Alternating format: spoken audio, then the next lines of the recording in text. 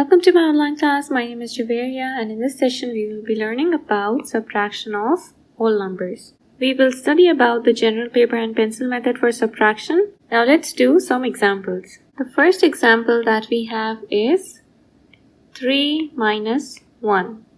Now the first step that you have to do is to mark place values. As you can see that 1 is a one-digit number and 3 is also a one-digit number. Hence, the place value for 1 is unit. The place value for 3 is also unit. Now we will write it in vertical form. So we have units. We'll write 3 minus 1. Alright. Now the second step that you have to do is you will count from the number at the bottom to the number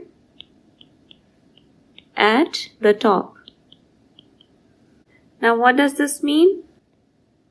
This means that we'll count from the bottom number. This is the bottom number, okay? We'll count from 1 and we'll go up to 3, okay? How can we do that? We'll do this using a number line. So let's draw a number line. We'll start from 0, 1, 2, 3, okay? Now what you have to do is you have to count from number 1. You have to start from this number and you will count up till the number at the top, okay? So you will start from 1. From 1 you will go to 2. This is 1 unit and then this is 2 units. So how many units did you move? You moved 2 units. Alright. Hence the difference between 3 and 1 is 2 units. Alright. So 3 minus 1 is 2. We will write here 3 minus 1 is equals to 2. Okay. Now let's look at the second example. The second example is 9 minus 5. You have to find the difference between 9 and 5. Again, the first step is that you will mark place values. 5 has a place value of unit. 9 has also a place value of unit. Okay, now we will write it in vertical form. We will write units. 9 minus 5. Okay, again you will start to count from the number at the bottom and you will go up to the number at the top. Okay, so let's draw a number line. We will start from 5, 6, 7, 8, and 9 and we will mark an arrow at the end. You can also start the number line from any other number except 0. That's why we have started the number line from 5 and we have marked an arrow at the beginning. Okay, if you're starting your number line from a number other than 0, then you can mark an arrow at the beginning and then you can have any other number. So let's start to count from 5 and go up to 9. So we have 1, 2, 3 and 4. We moved 4 units. Hence the difference between 9 and 5 is 4. So 9 minus 5 is equals to 4. Now let's look at the third example. The third example is 45 minus 32. As you can see that both these numbers are 2-digit numbers. Okay, so what we will do is the first step will remain the same. We will first mark place values. So this is units, this is tens, this is unit and this is also tens. Now we will write it in vertical form. We will first write the place values, then 45 and 32. In the previous example you just had one place value. Okay, you just had unit and all you had to do was to just use a number line and find the difference between the number at the bottom and the number at the top. Now in this example, you have two place values. You have units and you have tens. So how will you solve it?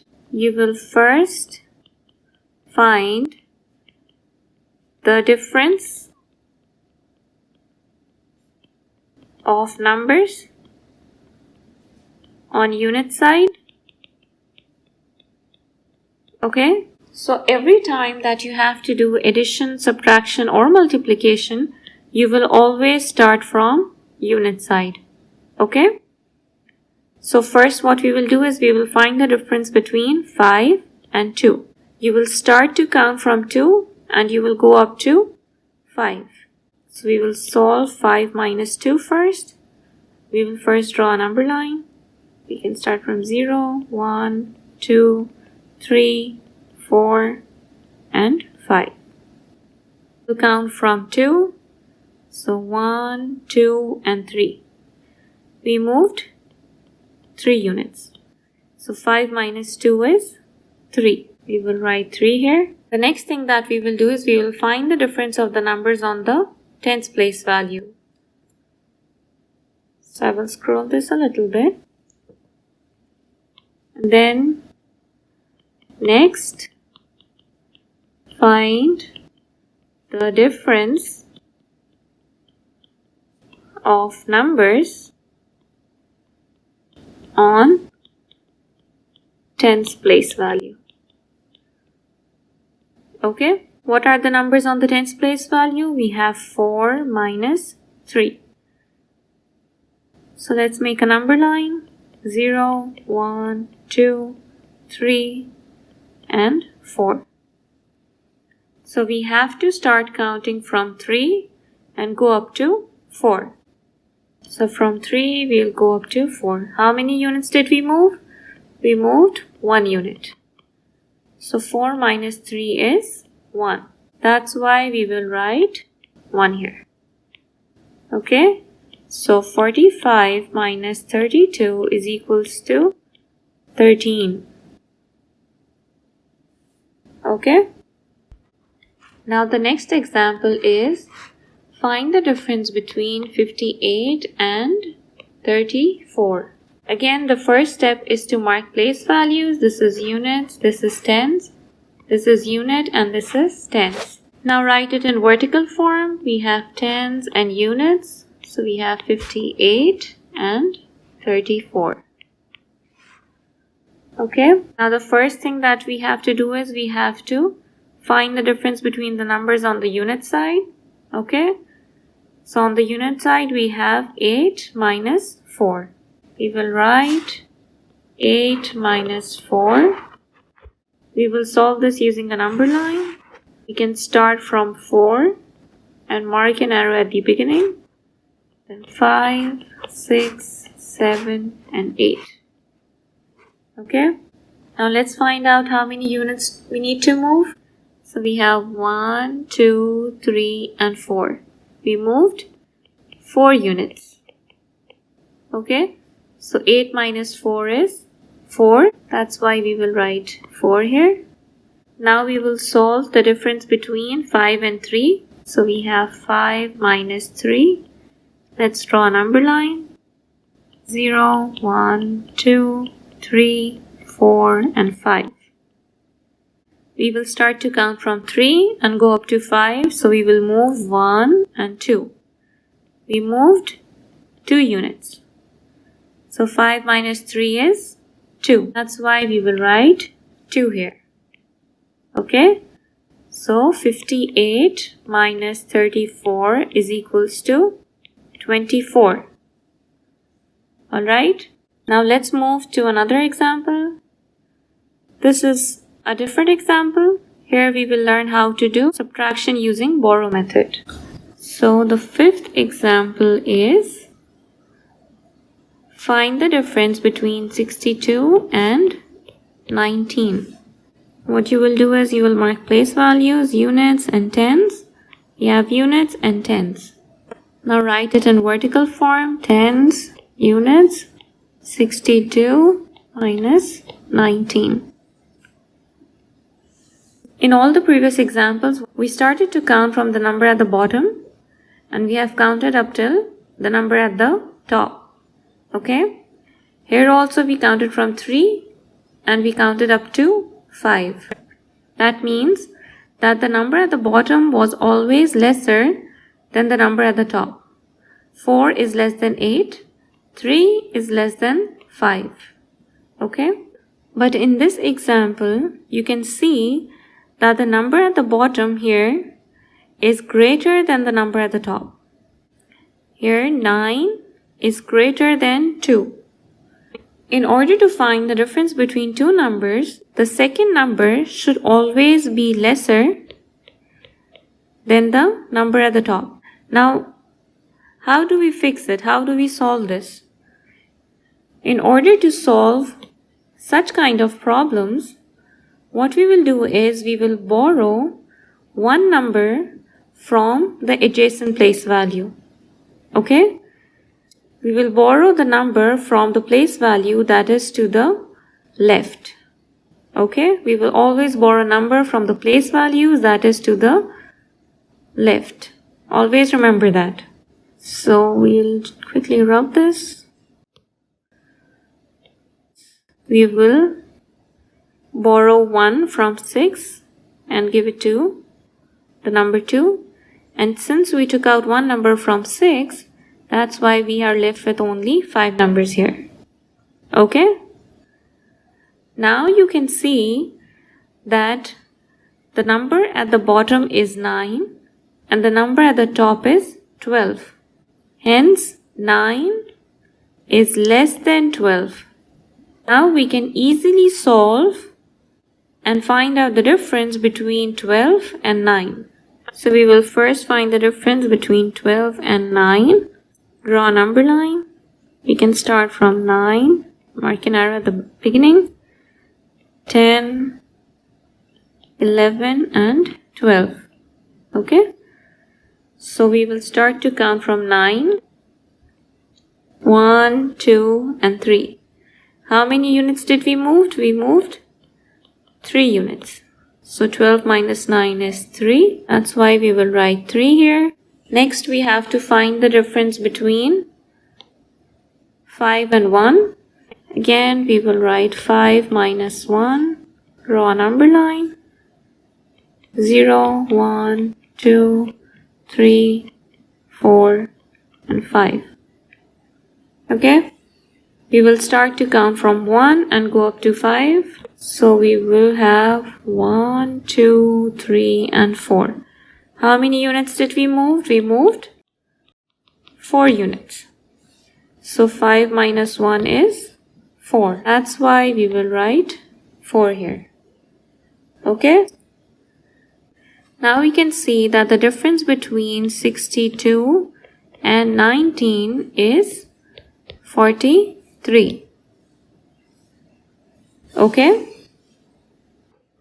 Let's do another example for borrow method for subtraction.